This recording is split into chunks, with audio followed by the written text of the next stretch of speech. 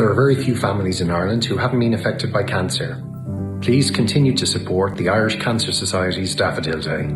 Friday the 26th of March is Daffodil Day, and it's so important that we support Daffodil Day.